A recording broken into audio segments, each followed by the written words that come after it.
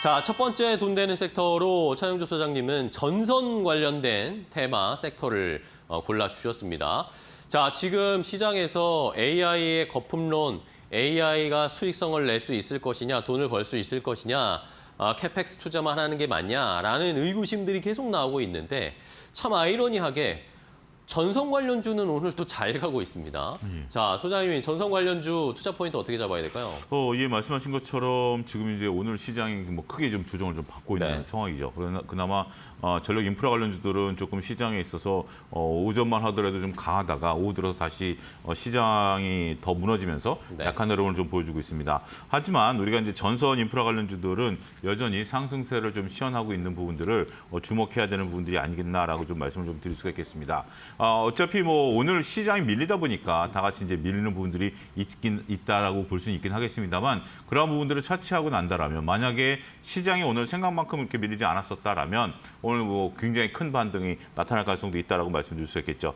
우리는 뭐 앞서 이제 뭐 말씀하셨다시피 내년을 바라봐야 되는 거 아니겠습니까? 네. 2026년을 바라보게 된다라면 전반적으로 글로벌 전력 관련 투자가 늘어날 가능성은 뭐 다들 주지의 사실이다라고 말씀드릴 수가 있겠습니다.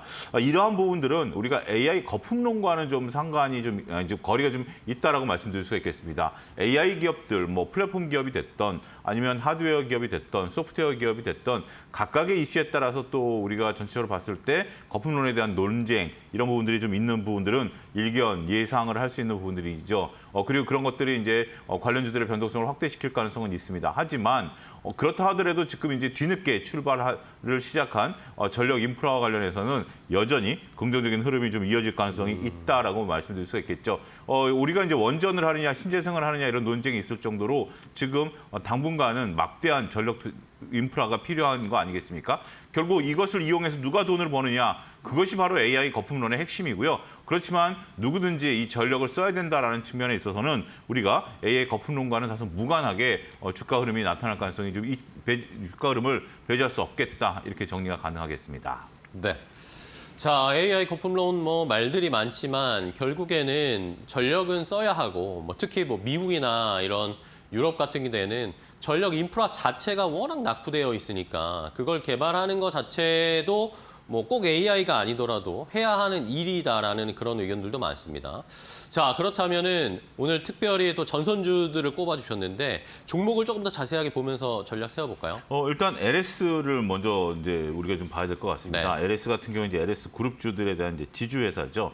전체적으로 봤을 때 LS 같은 경우 최근에 주가가 이제 바닥권에서 좀 드러나고 있고 오늘 뭐 같은 장세에서도 플러스를 계속해서 유지를 시켜주고 있다라고 좀 말씀드릴 수 있겠습니다. 네. 장중에 6%대까지 상승했습니다만 지금 이제 3%대까지 상승폭이 축소되긴 했습니다만 그렇다 하더라도 다른 어떤 마이너스권을 보여주고 있는 전력 인프라와는 차별점을 좀 보이고 있고 LS전선이라든지 전체적으로 LS 그룹주들에 대한 관심이 모아지고 있는 부분들이 주목을 해야 되는 부분들이다라고 말씀드릴 수가 있겠습니다.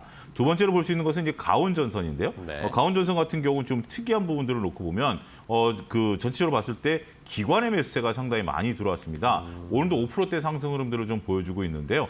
기관의 매수세가 지금 일주일째 들어오고 있는 상태이고 오늘 또 프로그램 매수가 들어오고 있는 상태. 지금 이제 차트 일중 차트에서도 보더라도 오늘 그 오전에 강한 것이 오후까지 흔들림 없이 유지가 되고 있는 거 아니겠습니까? 네. 거래가 붙으면서 주가가 올라가고 있다라는 측면에 있어서 기관의 수급, 더군다나 이제 기관의 수급이 기존에 들어왔는데 주가는 3일 올랐거든요. 네. 그런 부분들을 놓고 보면 기존에 걷어들였던 기관의 수급이 뭔가 앞으로 향후에 주가의 상승, 추가적인 상승을 가능케 하는 동력이 되지 않을까 이렇게 좀 말씀드릴 수 있겠습니다. 네, 좋습니다. 자, LS와 가온전선을 일단 한번 시장의 분위기를 파악해보는 종목으로 체크를 해봤고요. 자, 그렇다면 전선주 중에 탑픽으로 제일 좋게 보고 계신 종목은 뭔지 소좀 알려주시죠. 일단 대한전선을 좀 봐야 될 것 같습니다. 대한전선? 예, 오늘 같은 경우 이제 2%가 빠지고 있는데요. 앞서 보여드렸던 차트 같은 경우는 좀 올라가는 부분들이 좀 있고요. 네. 대한전선 같은 경우 어제 외국인들 매도세가 좀 나오긴 했습니다만 그저께 기관이 대규모 매수를 했다라는 측면에 있어서는 긍정적이다라고 좀 볼 수 있겠습니다.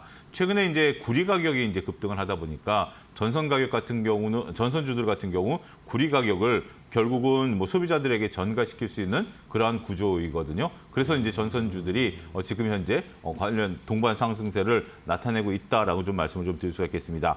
또 대한전선 같은 경우 이제 해상 케이블 분야에서 있어서의 상당히 강점을 가지고 있는 기업이죠. 따라서 그러한 부분들이 재차 부각될 가능성이 있다라는 측면에 있어서 대한전선 같은 경우 추가적으로 지금 상대적으로 덜 올랐다라는 것이 매력 포인트가 아니겠나 싶습니다. 현재 구간에서 매수가 충분히 가능하다라고 보여지고요. 목표가는 3만 원을 제시해드리고 손절가는 22,000원 제시해드리도록 하겠습니다. 네, 알겠습니다.